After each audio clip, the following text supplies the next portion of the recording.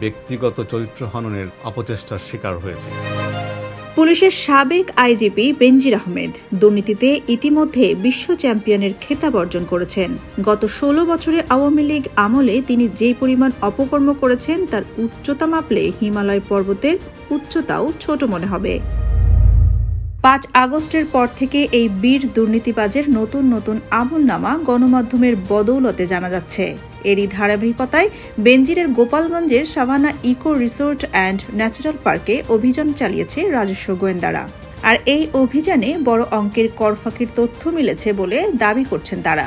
গতকাল NBR central intelligence সেলের ১৫ সদস্যের একটি দল এই অভিযান পরিচালনা করে।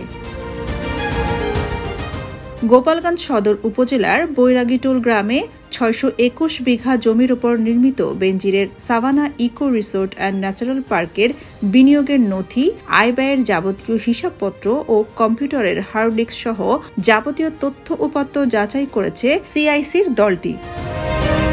প্রাথমিক অনুসন্ধানে বড় ধরনের কর ফাঁকির তথ্য পেয়েছে সিআইসি।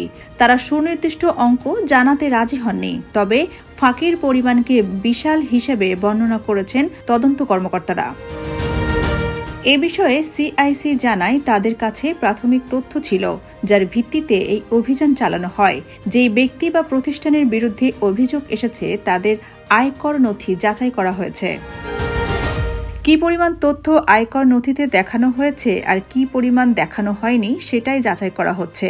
যেটুকু নথি বা তথ্য পাওয়া গেছে সেটুকুর ভিত্তিতে বলা যায় বিশাল অঙ্কেরই কর ফাঁকির তথ্য রয়েছে। আদালতের নির্দেশনা অনুযায়ী গত ১৩ জুন থেকে পার্কটির রক্ষণাবেক্ষণ ও ব্যবস্থাপনা কার্যক্রম সার্বিক তদারকি করছেন জেলা প্রশাসক ও গোপালগঞ্জ দুর্নীতি দমন কমিশনের ৬ সদস্যের তদারকি কমিটি। বর্তমানে তাদের তদারকিতে সাভানা পার্কের স্বাভাবিক কার্যক্রম চলমান রয়েছে। ২০২০ সালের ১৫ এপ্রিল থেকে ২০২২ সালের ৩০ সেপ্টেম্বর পর্যন্ত পুলিশের আইজি ছিলেন বেনজির আহমেদ। এর আগে তিনি ডিএমপি কমিশনার ও র্যাবের মহাপরিচালক হিসেবেও দায়িত্ব পালন করেন।